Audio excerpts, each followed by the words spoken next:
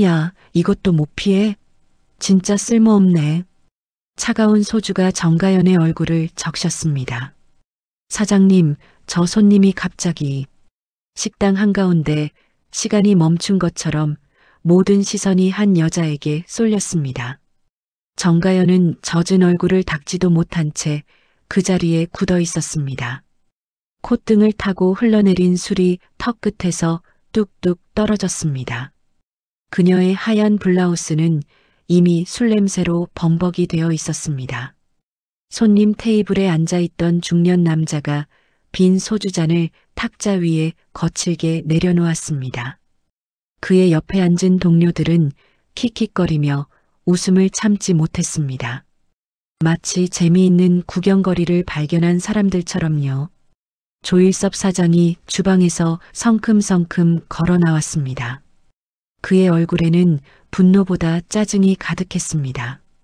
손님에게 피해가 갔다는 사실보다 자신의 가게에서 소란이 벌어졌다는 게 더 불쾌한 듯 했습니다. 사장은 정가연 앞에 서더니 팔짱을 끼고 그녀를 위아래로 훑어보았습니다. 마치 더러운 걸레를 보듯이요. 그리고는 손님 쪽을 향해 허리를 깊이 숙였습니다. 정가연은 고개를 들어 손님을 바라보았습니다. 그 중년 남자는 여전히 비웃는 표정이었습니다. 술에 취해 충혈된 눈, 느글거리는 입꼬리. 그가 왜 갑자기 소주를 끼얹었는지 정가연은 알 수 없었습니다. 단지 주문한 음식이 늦게 나왔다는 이유였을까요? 아니면 그녀가 술을 따를 때 잔을 약간 흔들렸다는 이유였을까요? 사실 이유 같은 건 중요하지 않았습니다. 이 식당에서 정가연은 언제나 잘못한 사람이었으니까요. 사장 조일섭이 손님에게 연신 사과를 늘어놓았습니다. 직원 관리를 못해서 죄송하다. 서비스로 안주를 더 드리겠다. 오늘 술값은 받지 않겠다. 그 모든 말이 정가연의 귀에 못처럼 박혔습니다. 손님이 흡족한 표정으로 고개를 끄덕였습니다. 사장은 그제야 뒤를 돌아 정가연을 노려보았습니다. 그의 눈빛은 차가웠습니다. 아니, 차갑다기보다는 아무런 감정도 없었습니다. 마치 벌레를 보는 것 같은 눈빛이었습니다. 사장은 정가연의 팔을 잡아 주방 쪽으로 끌고 갔습니다. 손님들이 있는 홀에서 더 이상 소란을 피우고 싶지 않았던 거겠지요. 주방 뒤편 기름때가 잔뜩 묻은 환풍기 아래에서 사장이 입을 열었습니다. 당신은 공기야. 그냥 서 있어. 숨도 쉬지 마. 존재감을 드러내지 마. 손님이 뭘 시키면 해. 그거 말고는 아무것도 하지 마. 그게 그렇게 어려워? 정가연은 아무 말도 하지 못했습니다. 할 수 있는 말이 없었습니다. 변명해봤자 소용없다는 걸 알았으니까요. 이 식당에서 3년을 일하면서 배운 것이 있다면 입을 다물고 고개를 숙이는 것이었습니다. 주방에서 일하던 동료 민혜진이 그 장면을 지켜보고 있었습니다. 그녀는 감자를 썰다가 잠시 손을 멈추고 정가연을 흘끔 쳐다보았습니다. 그 눈빛에는 동정도 연민도 없었습니다. 그저쯧 하는 혀차는 소리와 함께 다시 도마 위로 시선을 돌렸습니다. 정가연은 화장실로 들어가 거울을 보았습니다.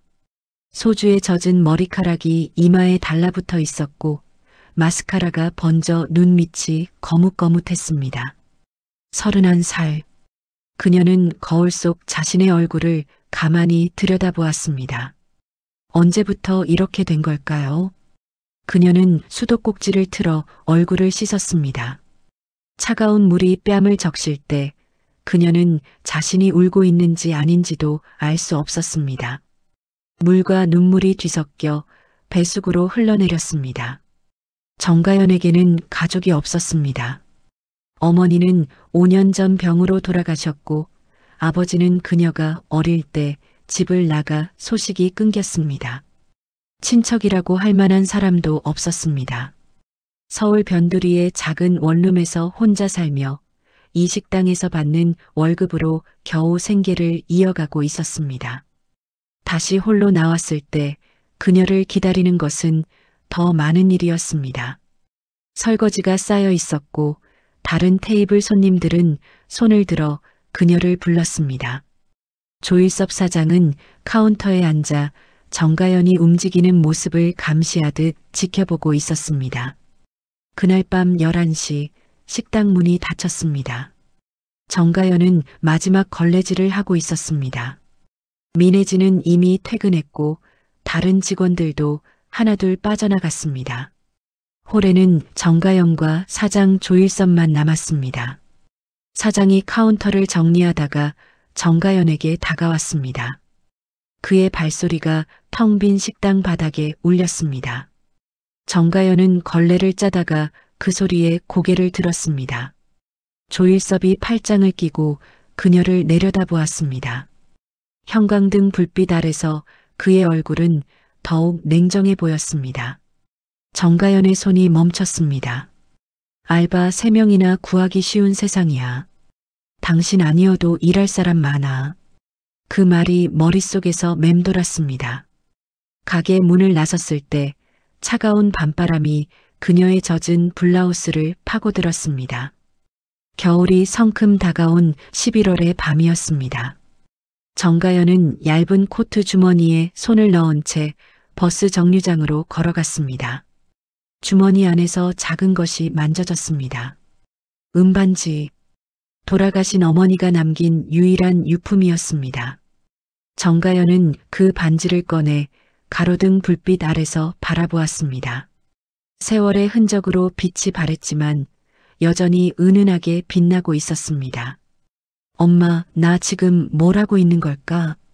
그녀는 반지를 다시 주머니에 넣고 어두운 거리를 걸었습니다. 멀리서 막차 버스의 불빛이 보였습니다. 다음 날 아침 정가연은 식당으로 향하지 못했습니다. 휴대폰에 사장에게서 온 문자가 찍혀 있었습니다. 단 2줄이었습니다. 오늘 출근하지 마. 정리하고 짐 가지러 와. 그것이 전부였습니다. 3년을 일한 직장에서의 마지막 통보는 그렇게 허무했습니다.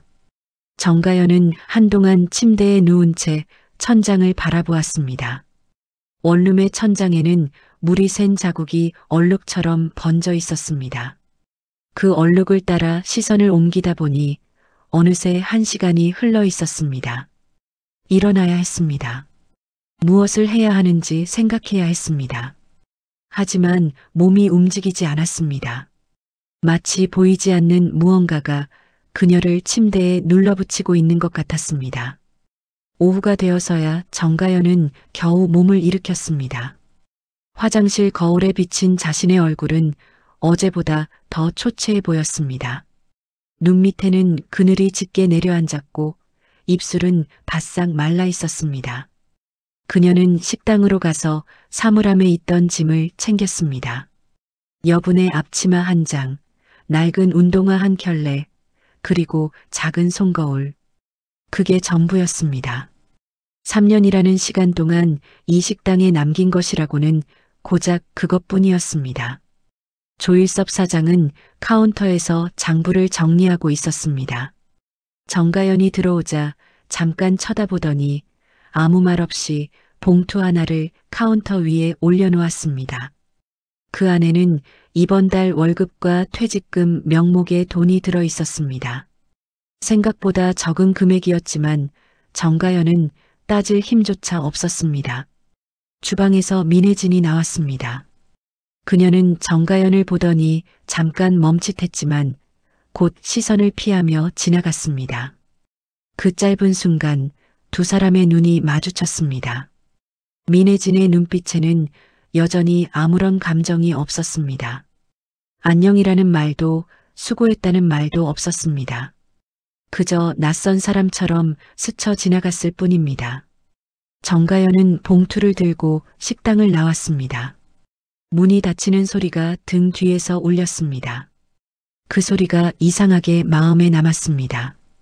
마치 무언가가 완전히 끝났음을 알리는 것 같았습니다. 집으로 돌아온 정가연은 봉투를 열어 돈을 세어보았습니다. 밀린 월세 2달치를 내면 거의 남는 게 없었습니다. 다음 달 생활비는커녕 당장 다음 주도 버티기 어려운 금액이었습니다. 그녀는 책상 서랍을 열어 통장을 꺼냈습니다. 잔액은 예상대로 거의 바닥이었습니다. 어머니가 돌아가신 후 병원비를 갚느라 모아둔 돈은 이미 다 써버렸습니다. 지금까지 받은 월급은 월세와 생활비로 빠듯하게 살아가기에도 부족했습니다. 다음 날 집주인에게서 전화가 왔습니다. 정가연은 통화 버튼을 누르기 전에 잠시 망설였습니다. 이미 예상되는 내용이었기 때문입니다. 집주인의 목소리는 단호했습니다. 다음 달까지 밀린 월세를 내지 않으면 방을 빼야 한다는 내용이었습니다. 정가연은 조금만 더 시간을 달라고 사정했지만 집주인은 더 이상은 안 된다며 전화를 끊었습니다. 정가연은 휴대폰을 내려놓고 한동안 멍하니 앉아 있었습니다. 창밖으로 보이는 하늘은 흐렸습니다. 곧 비가 올 것 같았습니다. 그녀는 책상 위에 놓인 어머니 사진을 바라보았습니다. 사진 속 어머니는 환하게 웃고 있었습니다. 정가연이 고등학교를 졸업하던 날 찍은 사진이었습니다. 그때만 해도 어머니는 건강했고 두 사람의 앞날은 희망적이었습니다. 엄마, 나 어떡해? 정가연은 사진 옆에 놓인 은반지를 집어들었습니다. 어머니가 돌아가시기 전 마지막으로 그녀의 손에 쥐어준 것이었습니다. 이건 내 할머니가 물려주신 거야. 이제 내가 가져. 힘들 때 이걸 보면 우리가 늘 함께 있다는 걸 기억해. 그 말이 아직도 귓가에 맴돌았습니다. 정가연은 반지를 손가락에 끼워 보았습니다. 약간 헐거웠지만 손가락에서 빛나는 은반지를 보니 마음 한구석이 조금은 따뜻해지는 것 같았습니다. 하지만 현실은 여전히 차가웠습니다.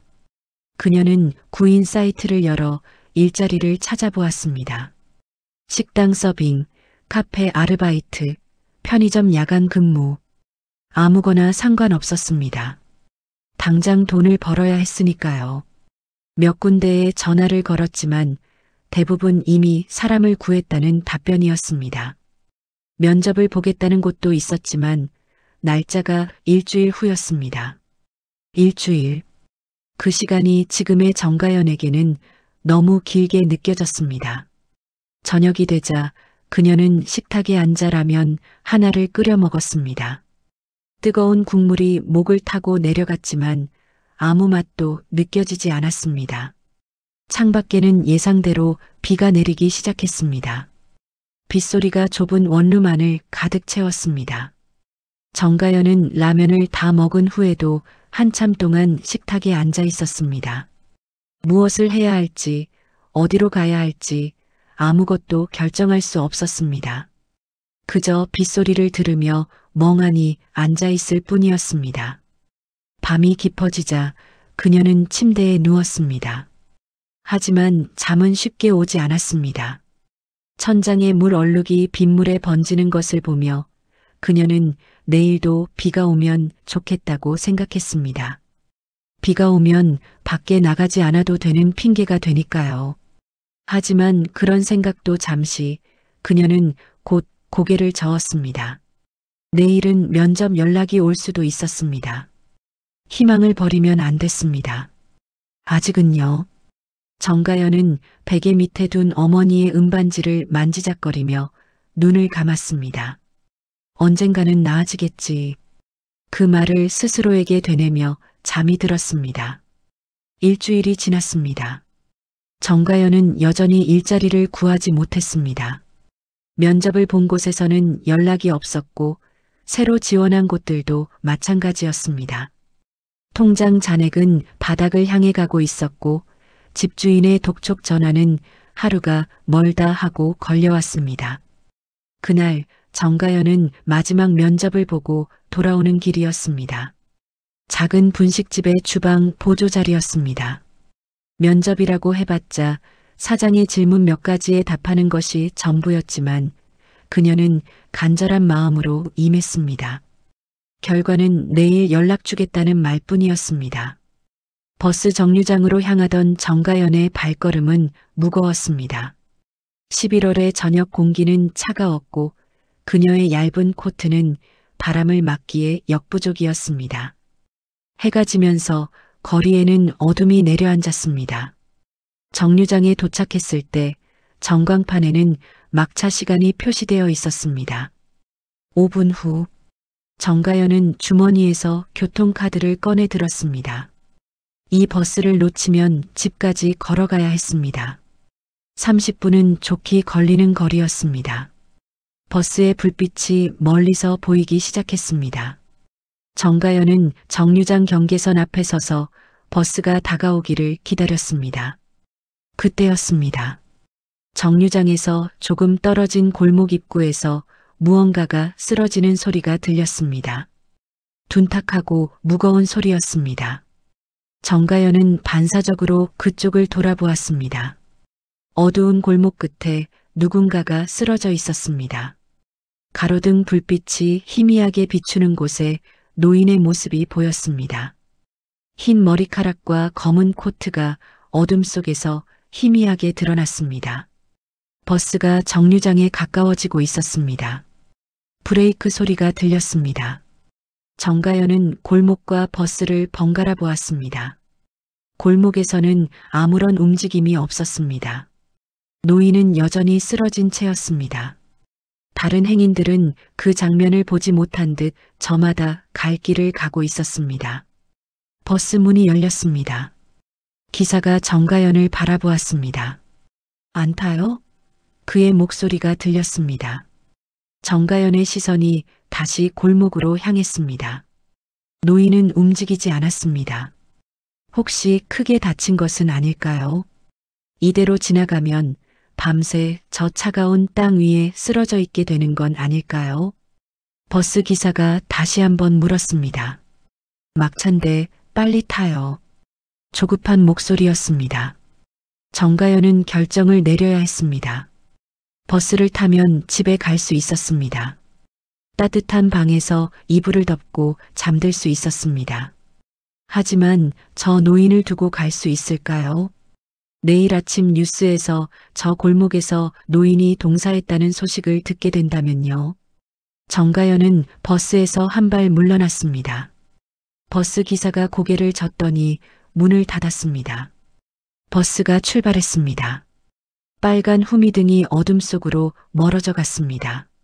정가연은 골목을 향해 달려갔습니다. 가까이 다가가자 노인의 모습이 더 선명하게 보였습니다. 백발의 검은 캐시미어 코트를 입은 노인이었습니다. 눈은 감겨 있었고 얼굴은 창백했습니다.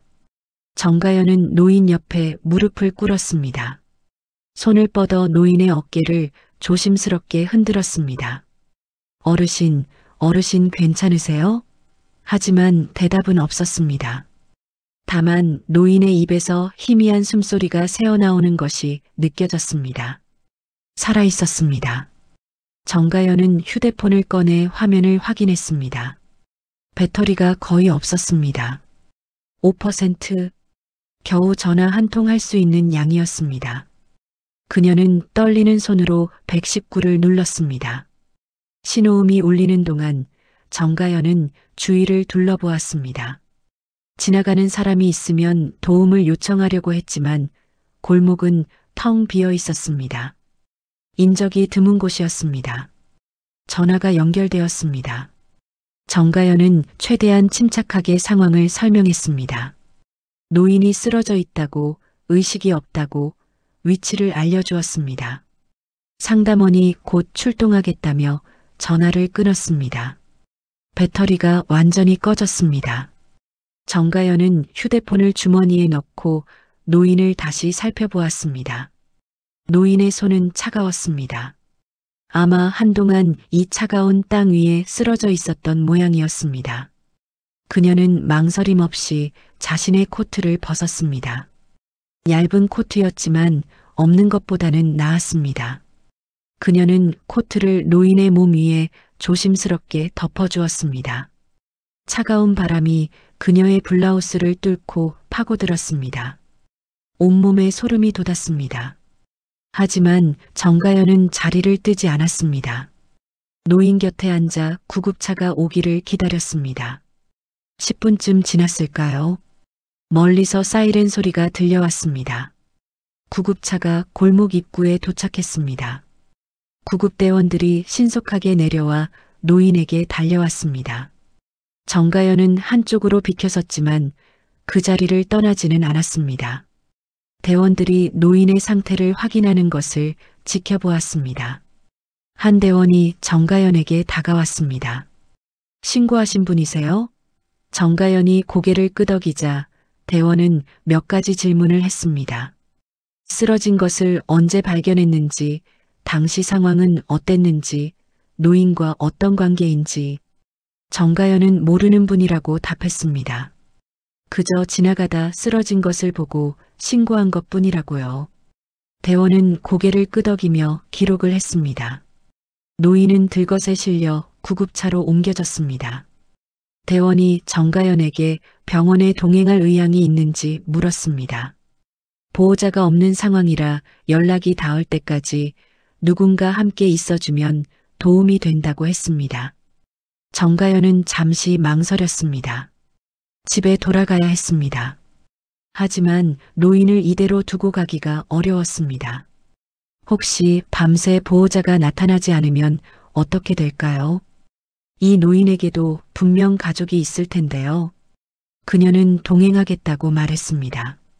구급차에 올라타며 정가연은 자신이 입고 있던 코트가 노인의 몸에 덮여 있는 것을 보았습니다. 대원이 그것을 치우려 하자 노인의 손이 희미하게 움직였습니다. 마치 코트를 붙잡으려는 것처럼요. 병원에 도착한 것은 밤 11시가 넘어서였습니다. 노인은 응급실로 옮겨졌고 정가연은 복도에 마련된 의자에 앉아 기다렸습니다. 병원 특유의 소독약 냄새가 코를 찔렀습니다. 간호사가 다가와 정가연에게 몇 가지 서류를 내밀었습니다. 환자 정보를 아는 대로 적어달라는 것이었습니다. 정가연은 아무것도 알지 못한다고 답했습니다. 이름도 나이도 연락처도. 간호사는 환자의 소지품을 확인하고 있으니 곧 신원이 파악될 거라며 자리를 떠났습니다. 정가연은 복도 의자에 앉아 시간이 흘러가는 것을 느꼈습니다. 병원의 형광등 불빛은 피로하게 했지만 잠이 오지 않았습니다. 가끔 의료진이 바쁘게 오가는 발소리가 들렸습니다. 새벽 2시가 되자 한 의사가 정가연에게 다가왔습니다. 환자의 상태에 대해 설명해 주었습니다. 저혈당과 저체온증이 겹쳐 쓰러진 것으로 보인다고 했습니다. 다행히 생명에는 지장이 없지만 당분간 입원이 필요하다고요. 정가연은 안도의 한숨을 내쉬었습니다. 의사가 물었습니다. 보호자가 연락이 되었는지. 정가연은 모르겠다고 답했습니다. 그저 지나가다 도운 사람일 뿐이라고요. 의사는 고개를 끄덕이며 병실 번호를 알려주었습니다. 환자가 의식을 되찾으면 본인에게서 연락처를 받을 수 있을 거라고 했습니다. 정가연은 병실 앞까지 갔습니다. 문 너머로 노인이 누워있는 모습이 보였습니다. 산소 마스크를 쓰고 수액줄이 연결된 채로 백발이 베개 위에 흩어져 있었고 주름진 얼굴은 평온해 보였습니다. 그녀는 문 앞에 서서 한참 동안 노인을 바라보았습니다. 누구일까요? 어떤 삶을 살아온 분일까요? 가족은 어디에 있을까요? 새벽 4시가 되자 정가연은 병실 앞 의자에 앉은 채 잠이 들었습니다. 차가운 병원 복도에서 웅크린 채로요. 아침 해가 창문으로 비쳐 들어올 때 정가연은 누군가의 발소리에 눈을 떴습니다. 간호사가 병실로 들어가는 모습이 보였습니다. 정가연은 몸을 일으키며 뻣뻣해진 목을 주물렀습니다. 간호사가 병실에서 나오더니 정가연에게 말했습니다. 환자분이 깨어나셨다고. 상태가 안정되었다고요. 정가연은 조심스럽게 병실 문을 열었습니다. 노인이 침대에 기대 앉아 있었습니다. 그의 눈이 정가연을 향했습니다. 맑고 깊은 눈이었습니다. 노인의 입술이 움직였습니다. 당신이 나를 도와준 사람인가요? 목소리는 약했지만 또렷했습니다. 정가연은 고개를 끄덕였습니다. 어르신, 괜찮으세요? 다행히 큰 일은 아니라고 하셨어요. 노인이 희미하게 미소 지었습니다. 그의 눈가에 잔잔한 주름이 잡혔습니다. 고마워요. 정말 고마워요. 그 목소리에는 진심이 담겨 있었습니다. 정가연은 이제 보호자에게 연락을 해야 할 것 같다고 말했습니다. 가족분 연락처를 알려주시면 병원에서 연락하겠다고요.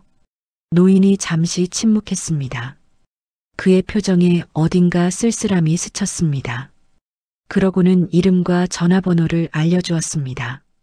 비서에게 연락하면 될 거라고 했습니다. 정가연은 간호사에게 그 정보를 전달했습니다. 그리고 다시 병실로 돌아왔습니다. 노인이 그녀를 물끄러미 바라보고 있었습니다. 이름이 어떻게 되나요? 노인이 물었습니다. 정가연입니다. 그녀가 답했습니다. 가연 씨. 노인이 그 이름을 천천히 되뇌었습니다. 좋은 이름이네요. 가히 아름다울까, 연꽃년. 아름다운 연꽃이라는 뜻이군요. 정가연은 살짝 놀랐습니다. 자신의 이름 뜻을 알고 있는 사람은 어머니 외에는 없었기 때문입니다. 어머니가 지어준 이름이에요. 그녀가 조용히 말했습니다. 노인이 고개를 끄덕였습니다.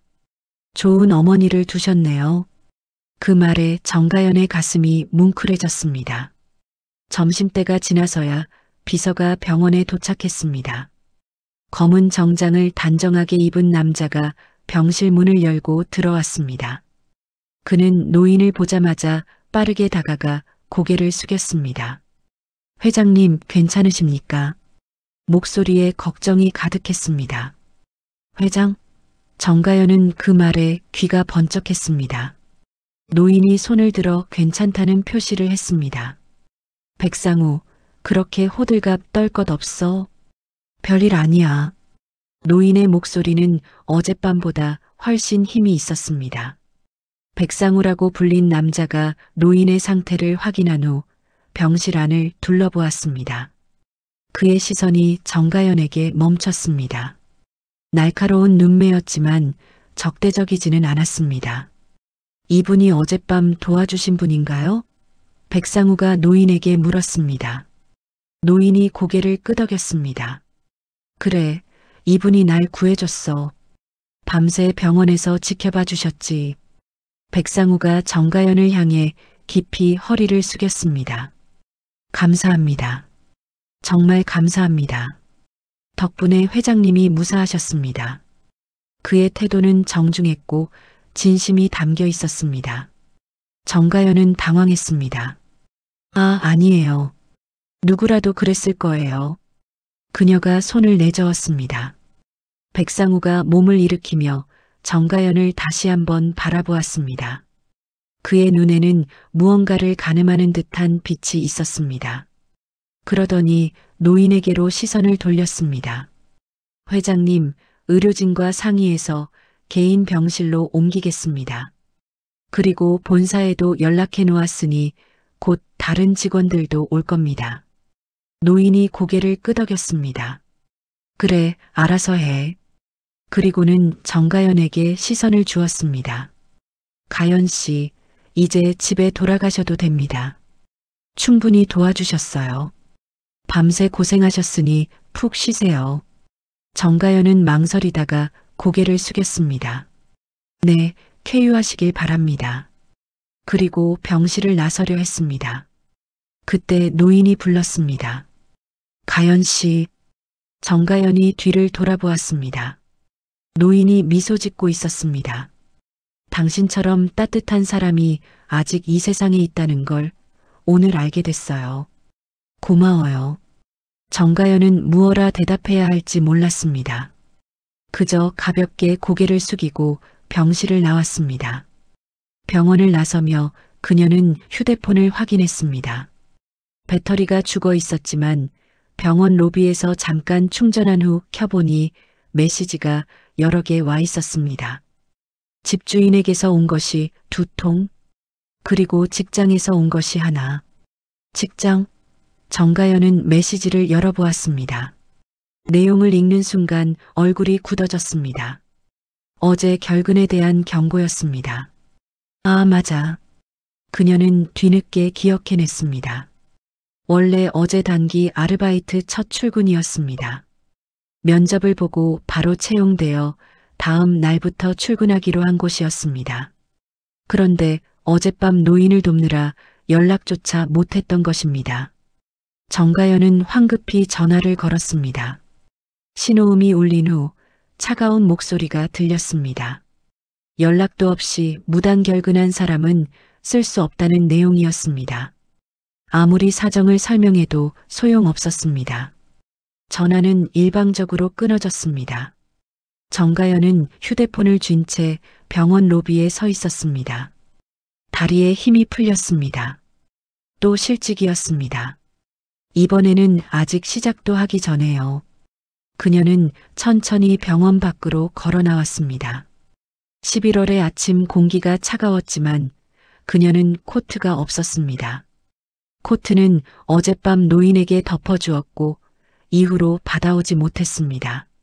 어쩌면 구급차에서 버려졌을지도 모릅니다. 정가연은 버스 정류장을 향해 걸었습니다. 얇은 블라우스 위로 바람이 스며들었습니다. 온몸에 소름이 돋았지만 그녀는 걸음을 멈추지 않았습니다. 버스에 올라 창가 자리에 앉았습니다. 창밖으로 도시의 풍경이 스쳐 지나갔습니다. 고층 빌딩, 분주한 사람들, 달리는 자동차들, 모두가 각자의 삶에 바쁜 것처럼 보였습니다. 정가연은 주머니에서 어머니의 은반지를 꺼냈습니다. 가로등 불빛 아래서보다 더 희미하게 빛나는 것 같았습니다. 그녀는 반지를 손가락에 끼고 창밖을 바라보았습니다. 엄마, 내가 잘한 걸까? 그녀는 마음속으로 물었습니다. 나 때문에 일자리를 잃었는데 그래도 그분을 도운 게 맞는 걸까? 대답은 없었습니다. 하지만 정가연은 알고 있었습니다. 다시 그 상황이 주어진다 해도 아마 같은 선택을 했을 거라는 것을요. 그것이 옳은 일이었으니까요. 집에 도착한 정가연은 피곤한 몸을 침대에 누였습니다. 하루 밤낮을 뜬 눈으로 보낸 탓에 온몸이 무거웠습니다. 눈을 감자마자 잠이 쏟아졌습니다. 그리고 꿈을 꾸었습니다. 꿈속에서 어머니가 나타났습니다. 환하게 웃는 얼굴로 그녀를 바라보았습니다. 가연아, 잘하고 있어. 어머니의 목소리가 들렸습니다. 내가 자랑스러워. 정가연은 꿈속에서 눈물을 흘렸습니다. 일주일이 흘렀습니다. 정가연의 일상은 여전히 나아지지 않았습니다. 새로운 일자리를 찾아 여기저기 지원했지만 연락이 오는 곳은 없었습니다. 통장 잔액은 바닥을 드러냈고 집주인의 독촉은 점점 거세졌습니다. 이제 남은 시간은 며칠뿐이었습니다. 그날 오후 정가연은 원룸에서 라면을 끓여 먹고 있었습니다. 냉장고에 남은 것이라고는 계란 2개와 김치 조금뿐이었습니다. 내일부터는 그마저도 없을 터였습니다. 초인종이 울렸습니다. 정가연은 젓가락을 내려놓고 의아한 표정을 지었습니다. 찾아올 사람이 없었기 때문입니다. 혹시 집주인일까요? 그녀는 조심스럽게 현관문 앞으로 다가갔습니다. 인터폰 화면에 낯익은 얼굴이 보였습니다. 검은 정장을 입은 남자. 병원에서 보았던 그 비서였습니다. 백상우라고 했던가요? 정가연은 당황하며 문을 열었습니다. 현관 앞에 백상우가 서 있었습니다. 그의 뒤로 검은색 고급 승용차가 주차되어 있는 것이 보였습니다. 백상우가 정중하게 고개를 숙였습니다. 정가연 씨 찾았습니다. 회장님께서 꼭 한번 만나고 싶다고 하셨습니다. 정가연은 멍하니 그를 바라보았습니다. 회장님이요? 병원에서 헤어진 후로 그 노인에 대해서는 생각하지 않으려 했습니다. 그녀가 할 수 있는 일은 다 했고 이제 각자의 삶으로 돌아가면 되는 것이었으니까요. 백상우가 설명했습니다. 회장님이 퇴원하신 후로 계속 정가연 씨를 찾고 계셨다고요. 그날 밤의 은혜를 제대로 갚고 싶다며 어떻게든 연락처를 찾으라고 지시하셨다고요. 하지만 그날 병원에서 정가연은 이름만 남기고 떠났습니다. 연락처도 주소도 남기지 않았습니다. 그래서 백상우가 직접 수소문하여 그녀를 찾아낸 것이었습니다. 정가연은 당혹스러웠습니다. 저는 그냥 당연한 일을 한 것뿐인데요. 누구라도 그랬을 거예요. 백상우가 고개를 저었습니다. 아닙니다. 누구라도 그러지는 않습니다. 특히 막차 버스를 포기하면서까지요. 그의 목소리에는 확신이 담겨 있었습니다. 정가연은 그가 어떻게 그 사실까지 알고 있는지 의아했습니다. 백상우가 설명했습니다. 병원 CCTV와 주변 상가 영상을 확인했다고요. 그녀가 버스를 포기하고 골목으로 뛰어가는 장면, 자신의 코트를 벗어 노인에게 덮어주는 장면, 그 모든 것을 확인했다고요. 그 말에 정가연은 왠지 부끄러워졌습니다. 마치 자신의 행동이 과분한 칭찬을 받는 것 같았기 때문입니다. 백상우가 다시 한번 정중하게 요청했습니다. 회장님이 직접 감사 인사를 전하고 싶어 하십니다. 시간이 되신다면 저와 함께 가시겠습니까? 정가연은 잠시 망설였습니다. 지금 그녀의 모습은 누구를 만나기에 적합하지 않았습니다. 며칠째 제대로 씻지도 못했고 옷도 허름했습니다. 무엇보다 지금 그녀에게는 어디 갈 마음의 여유가 없었습니다. 하지만 백상우의 눈빛은 진지했습니다. 회장님께서 정말 간절히 뵙고 싶어 하십니다. 그 한마디가 정가연의 마음을 움직였습니다. 정가연은 잠깐만 기다려달라며 방으로 들어갔습니다. 서랍에서 가장 깨끗한 옷을 꺼내 입고 거울 앞에서 머리를 대충 정리했습니다. 화장할 시간은 없었지만 최소한의 단정함은 갖추려 했습니다. 현관을 나서며 그녀는 주머니에 어머니의 은반지가 있는지 확인했습니다. 반지는 여전히 그 자리에 있었습니다. 백상우가 안내하는 대로 승용차에 올랐습니다. 차 내부는 가죽 냄새가 났고 좌석은 부드러웠습니다. 정가연이 평생 타본 적 없는 종류의 차였습니다. 차가 출발했습니다. 창밖으로 익숙한 동네 풍경이 스쳐 지나갔습니다. 좁은 골목, 낡은 건물들, 허름한 가게들. 그녀가 매일 보던 풍경이었습니다. 그러나 차가 달릴수록 풍경은 달라졌습니다. 넓은 도로, 높은 빌딩, 고급 상가들이 나타났습니다. 정가연은 창밖을 바라보며 자신이 얼마나 다른 세계로 가고 있는지를 느꼈습니다. 30분쯤 달렸을까요? 차가 한 건물 앞에 멈췄습니다. 정가연은 창밖을 보고 눈을 동그랗게 떴습니다. 거대한 전통 한옥 양식의 건물이었습니다. 기와 지붕이 하늘을 향해 곡선을 그리고 있었고 나무 기둥과 돌담이 고풍스러운 분위기를 자아냈습니다. 입구에는 백시안 정식이라는 간판이 걸려 있었습니다. 백상우가 차에서 내리며 문을 열어주었습니다. 정가연은 조심스럽게 발을 내딛었습니다. 건물 앞에 서니 그 규모가 더욱 압도적으로 느껴졌습니다. 이곳이 어디인가요? 정가연이 물었습니다. 백상우가 답했습니다. 회장님께서 평생을 바쳐 이루신 곳입니다. 한국 전통 한정식의 명가, 백시안 정식 본점입니다. 정가연은 그제야 깨달았습니다. 그녀가 구한 노인이 단순한 노인이 아니었다는 것을요. 백시안 정식.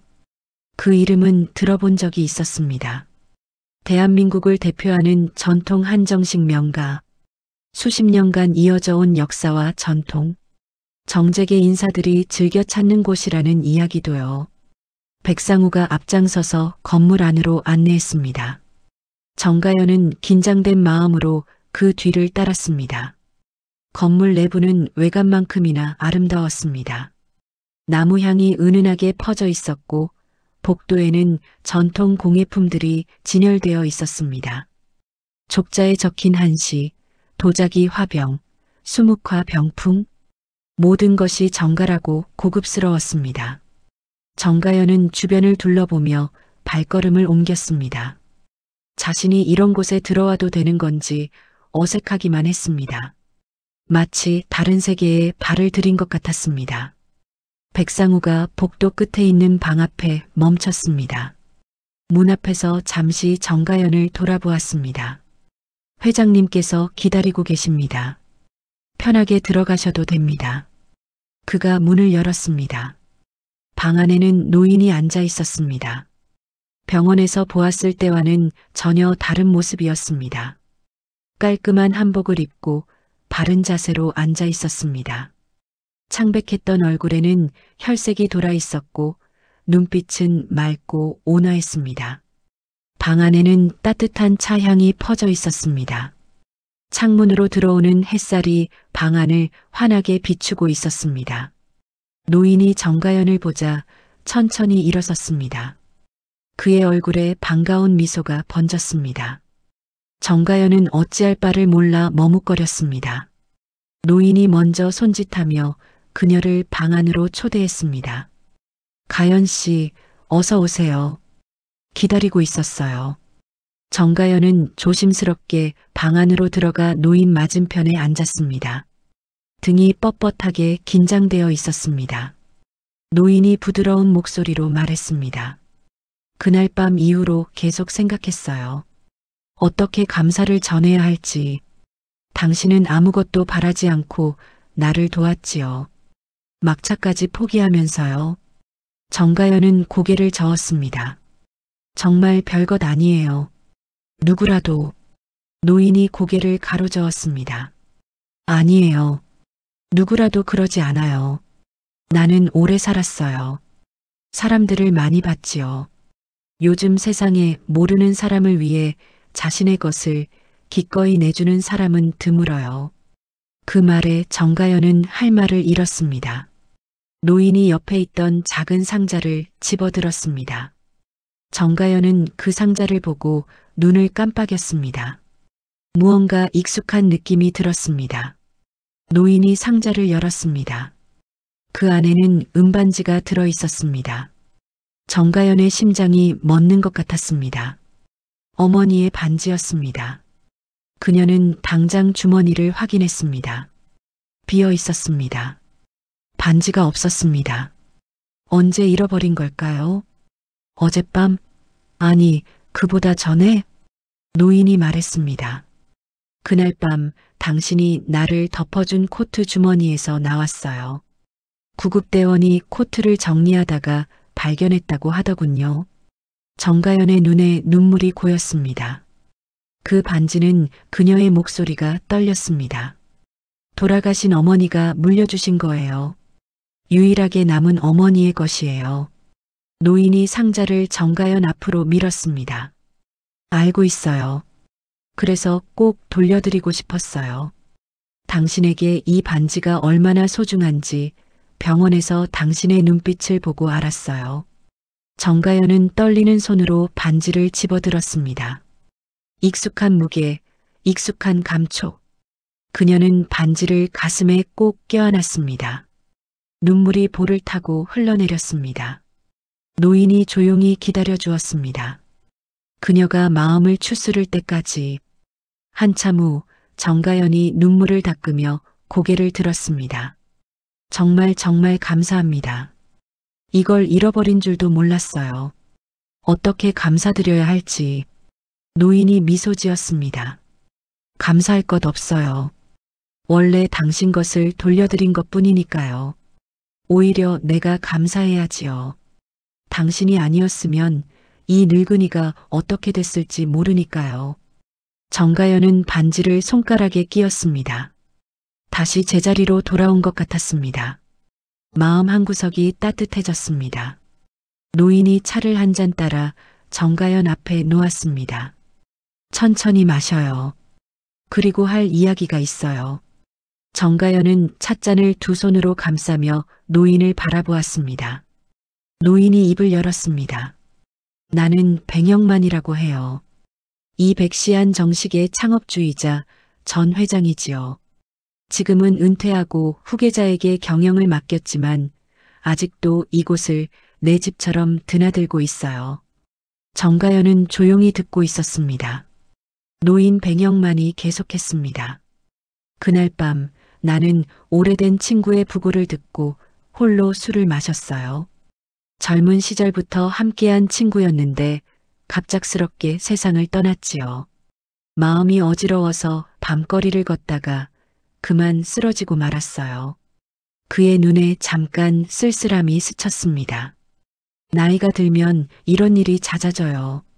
친구를 떠나보내고 가족을 떠나보내고 그러다 보면 자신도 언제 그렇게 될지 모른다는 생각이 들지요. 정가연은 아무 말도 하지 않았습니다. 다만 진심으로 그의 말에 귀 기울였습니다. 백영만이 정가연을 바라보았습니다. 그런데 당신이 나타났어요. 아무런 대가도 바라지 않고 모르는 노인을 위해 밤을 새워준 사람. 그런 사람이 아직 있다는 게 나에게는 큰 위로가 됐어요. 정가연의 마음이 뭉클해졌습니다. 차가 식기 전에 백영만이 다시 입을 열었습니다. 가연 씨, 지금 무슨 일을 하고 있어요? 정가연은 잠시 망설였습니다. 솔직하게 말해야 할지 아니면 둘러대야 할지. 하지만 그녀는 거짓말을 잘하지 못했습니다. 지금은 일을 찾고 있어요. 전에 다니던 식당에서 해고당했거든요. 백영만이 고개를 끄덕였습니다. 그의 표정에는 놀라움보다 이해가 담겨 있었습니다. 쉽지 않았겠네요. 혼자 생활하면서 일자리까지 잃으면 정말 막막하지요. 정가연은 고개를 숙였습니다. 그 말이 정확히 자신의 상황을 짚어주었기 때문입니다. 백영만이 잠시 생각에 잠겼습니다. 그러더니 정가연을 똑바로 바라보았습니다. 가연 씨, 제안이 하나 있어요. 정가연이 고개를 들었습니다. 이곳에서 일해보지 않겠어요? 백영만의 목소리는 진지했습니다. 정가연은 귀를 의심했습니다. 여기서요? 제가요? 백영만이 고개를 끄덕였습니다. 우리 백시한 정식에는 접객 매니저 자리가 있어요. 손님을 맞이하고 안내하고 편안하게 식사할 수 있도록 돕는 일이지요. 당신이라면 잘할 수 있을 것 같아요. 정가연은 당황했습니다. 하지만 저는 경험도 없고 이런 고급스러운 곳에서 일해본 적도 없어요. 자격이 없어요. 백영만이 미소 지었습니다. 자격은 이미 충분해요. 당신은 모르는 사람을 위해 밤을 새우는 마음을 가지고 있잖아요. 그게 가장 중요한 거예요. 기술은 가르치면 되지만 마음은 가르칠 수 없거든요. 정가연은 할 말을 잃었습니다. 백영만이 계속했습니다. 물론 처음부터 완벽할 필요는 없어요. 선배들에게 배우면서 천천히 익혀가면 돼요. 숙소도 제공할게요. 가까운 곳에 직원 숙소가 있으니까 출퇴근 걱정도 없을 거예요. 그 말에 정가연의 가슴이 뛰기 시작했습니다. 숙소라고요? 월세 걱정을 하지 않아도 된다고요? 백영만이 고개를 끄덕였습니다. 그리고 월급도 물론 드리지요. 당신이 안정적으로 생활할 수 있을 만큼요. 정가연의 눈에 다시 눈물이 고였습니다. 이번에는 슬픔의 눈물이 아니었습니다. 정말 그래도 될까요? 그녀의 목소리가 떨렸습니다. 저 같은 사람한테 이런 기회를 주셔도 되는 건가요? 백영만이 정가연의 손을 가볍게 잡았습니다. 늙은 손이었지만 따뜻했습니다. 가연 씨, 당신은 이미 자격을 증명했어요. 그날 밤 당신이 보여준 마음이 바로 우리가 찾는 사람이에요. 손님에게 진심으로 다가갈 수 있는 사람. 그게 당신이에요. 정가연은 눈물을 닦으며 고개를 끄덕였습니다. 감사합니다. 정말 감사합니다. 열심히 하겠습니다. 백영만이 흐뭇하게 미소 지었습니다. 그때 문이 열리며 백상우가 들어왔습니다. 그는 두 사람의 모습을 보고 상황을 파악한 듯 살짝 미소 지었습니다. 백영만이 백상우에게 말했습니다. 상우야, 가연 씨가 우리와 함께 일하기로 했어. 접객 매니저로 말이야. 필요한 절차를 진행해 주렴. 백상우가 정중하게 고개를 숙였습니다. 알겠습니다, 회장님. 환영합니다, 정가연 씨. 함께 일하게 되어 기쁩니다. 정가연은 얼떨떨한 기분으로 인사를 받았습니다. 아침까지만 해도 월세 걱정에 잠을 이루지 못했는데 지금은 새로운 일자리와 숙소까지 생긴 것입니다. 마치 꿈만 같았습니다. 백상우가 정가연에게 앞으로의 일정을 설명해 주었습니다. 오늘은 숙소로 안내해드리고 내일부터 간단한 오리엔테이션이 시작된다고요. 본격적인 업무는 그랜드 오픈 날부터라고 했습니다. 그랜드 오픈? 정가연이 물었습니다. 백상우가 답했습니다. 네, 다음 주에 본점 리뉴얼 오픈이 있습니다. 새롭게 단장한 공간을 손님들에게 처음 선보이는 날이지요. 정가연 씨도 그날부터 정식으로 함께 하시면 됩니다. 정가연은 가슴이 두근거렸습니다. 긴장과 설렘이 뒤섞인 기분이었습니다. 백영만이 정가연에게 말했습니다. 걱정하지 마요. 당신이라면 잘할 거예요. 나는 사람 보는 눈이 있거든요. 정가연은 깊이 고개를 숙였습니다. 최선을 다하겠습니다. 그날 저녁 정가연은 직원 숙소에 짐을 풀었습니다. 깨끗하고 아담한 원룸이었습니다. 이전에 살던 곳보다 훨씬 좋았습니다. 창문으로 저녁 노을이 비쳐 들어왔습니다. 정가연은 침대에 앉아 어머니의 은반지를 바라보았습니다. 엄마, 나 잘 될 것 같아. 그녀는 마음속으로 말했습니다. 이번에는 정말 잘 될 것 같아. 그랜드 오픈 날이 밝았습니다. 정가연은 새벽부터 일어나 준비했습니다. 지난 일주일간 집중적인 교육을 받았습니다. 손님을 맞이하는 방법, 자리를 안내하는 방법, 한정식 코스의 순서와 특징, 그리고 전통 예절까지. 모든 것이 낯설었지만 그녀는 하나도 놓치지 않으려 노력했습니다. 거울 앞에 선 정가연은 자신의 모습을 바라보았습니다. 단정한 한복을 입고 머리를 깔끔하게 올렸습니다. 귀에는 작은 진주 귀걸이를 하고 손가락에는 어머니의 은반지를 끼웠습니다. 일주일 전과는 완전히 다른 사람이었습니다. 정가연은 깊이 숨을 들이쉬고 내쉬었습니다. 긴장을 가라앉히려 했지만 심장은 여전히 빠르게 뛰었습니다. 백시한 정식 본점은 이미 분주했습니다. 직원들이 마지막 점검을 하고 있었고 꽃 장식이 곳곳에 배치되었습니다. 로비에는 은은한 음악이 흘렀습니다. 백상우가 정가연에게 다가왔습니다. 준비됐습니까? 그의 목소리는 차분했습니다. 정가연이 고개를 끄덕였습니다. 네, 최선을 다하겠습니다.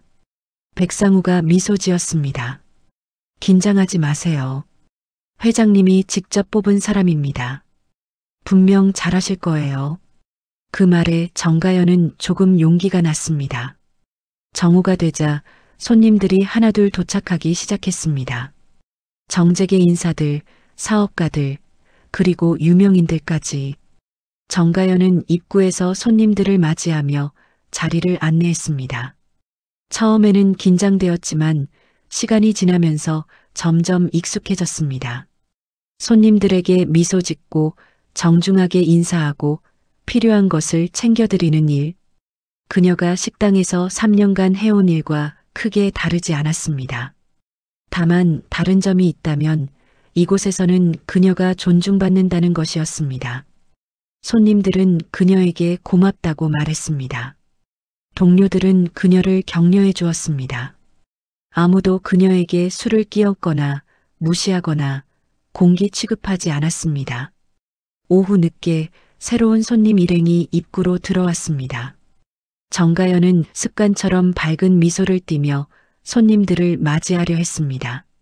그런데 그 순간 그녀의 발이 멈췄습니다. 익숙한 얼굴들이었습니다. 조일섭, 그녀를 해고한 식당 사장이었습니다. 그리고 그 옆에는 민혜진, 차갑게 외면했던 동료였습니다.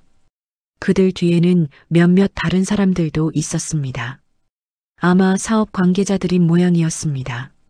조일섭이 주변을 둘러보며 감탄하는 표정을 지었습니다. 여기가 그 유명한 백시안 정식이군. 역시 분위기가 다르네. 민혜진도 고개를 끄덕이며 동조했습니다. 그때 조일섭의 시선이 정가연에게 닿았습니다. 잠시 그는 눈을 깜빡였습니다.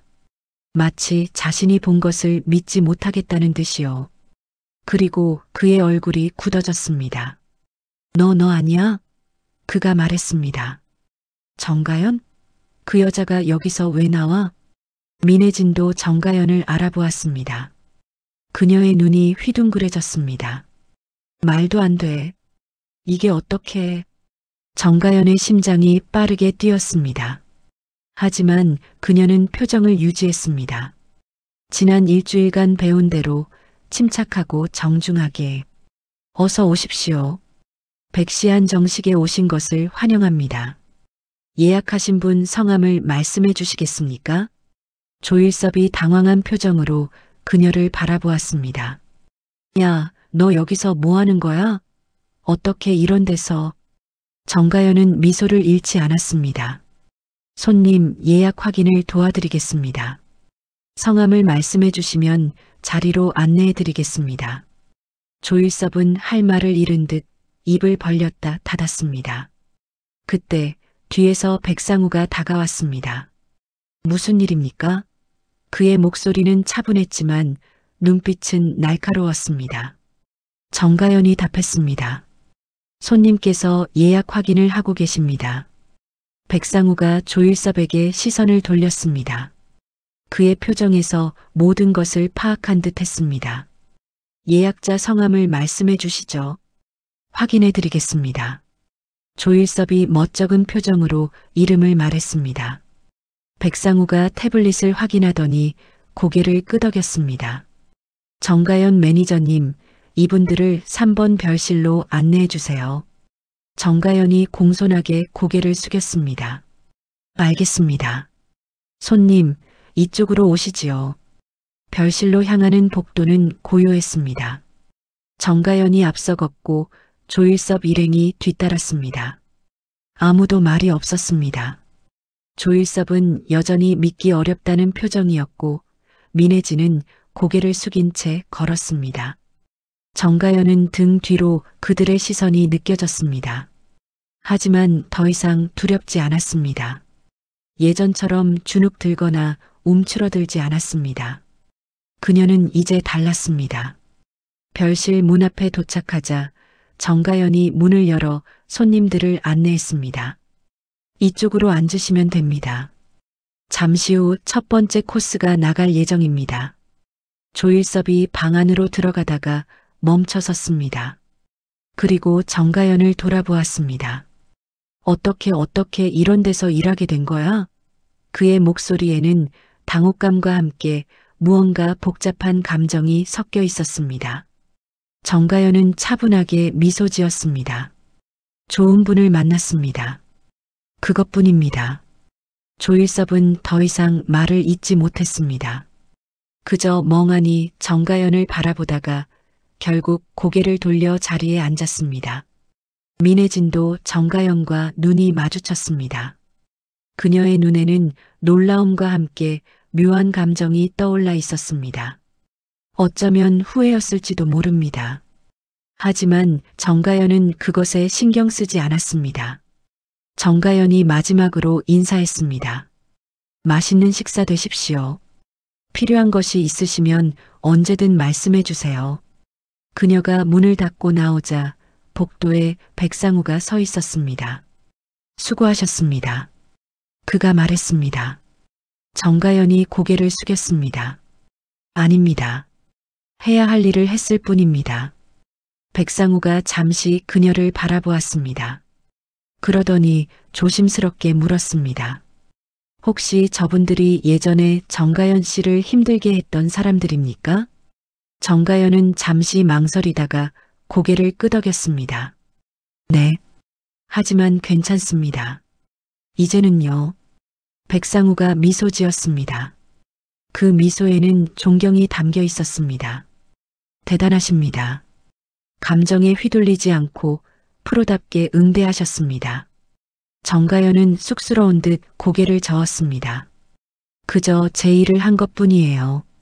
저녁 무렵 백영만이 본점의 모습을 드러냈습니다. 그는 한복을 단정하게 차려입고 지팡이를 짚으며 천천히 걸어왔습니다. 손님들과 직원들이 그를 보자 일제히 인사했습니다. 백영만은 그들에게 온화한 미소로 답했습니다. 그가 로비에 도착했을 때 마침 조일섭 일행이 식사를 마치고 나오고 있었습니다. 백상우가 백영만에게 다가가 조용히 상황을 설명했습니다. 백영만은 고개를 끄덕이더니 조일섭 일행에게 천천히 걸어갔습니다. 조일섭이 백영만을 알아보았습니다. 눈이 휘둥그레졌습니다. 백영만 회장, 재계에서 모르는 사람이 없는 인물이었습니다. 백영만이 조일섭 앞에 멈춰섰습니다. 식사는 만족스러우셨습니까? 백영만의 목소리는 온화했습니다. 조일섭이 허둥지둥 고개를 숙였습니다. 아, 네. 정말 훌륭했습니다. 회장님. 백영만이 고개를 끄덕였습니다. 그러더니 정가연을 가리켰습니다. 저 친구가 접객 매니저입니다. 우리 백시한 정식의 새로운 얼굴이지요. 조일섭의 얼굴이 굳었습니다. 백영만이 계속했습니다. 저 친구는 특별해요. 나에게 생명의 은인이기도 하고요. 모르는 사람을 위해 자신의 것을 기꺼이 내줄 수 있는 마음, 그게 얼마나 귀한지 아십니까? 조일섭은 아무 말도 하지 못했습니다. 그저 땀을 흘리며 서 있을 뿐이었습니다. 백영만이 미소 지었습니다. 앞으로도 자주 오세요. 우리 가연 씨가 잘 모실 겁니다. 조일섭 일행이 허겁지겁 백시한 정식을 빠져나갔습니다. 그들의 뒷모습이 문 밖으로 사라질 때까지 정가연은 정중하게 인사했습니다. 문이 닫히고 로비가 조용해졌습니다. 백영만이 정가연에게 다가왔습니다. 고생 많았어요. 그의 목소리는 따뜻했습니다. 정가연이 고개를 숙였습니다. 감사합니다, 회장님. 덕분에 여기 있을 수 있습니다. 백영만이 고개를 저었습니다. 아니에요. 당신이 여기 있는 건 당신 자신 덕분이에요. 당신의 마음이 당신을 여기로 이끈 거예요. 정가연의 눈에 눈물이 고였습니다. 하지만 이번에는 행복한 눈물이었습니다.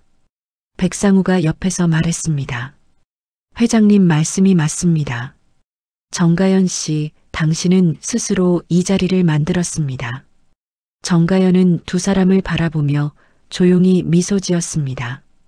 주머니 속 어머니의 은반지가 손끝에 닿았습니다. 엄마, 나 해냈어. 창밖으로 저녁 노을이 지고 있었습니다. 붉은 햇살이 백시한 정식의 기와 지붕을 물들이고 있었습니다. 정가연은 그 풍경을 바라보며 생각했습니다. 공기 같은 여자. 그렇게 불렸던 자신이 이제는 이곳에서 새로운 삶을 시작하고 있다는 것을요. 세상은 때때로 가혹합니다. 하지만 진심은 결국 통한다는 것을 그녀는 이제 알게 되었습니다. 그리고 그녀의 이야기는 이제 막 시작되었습니다.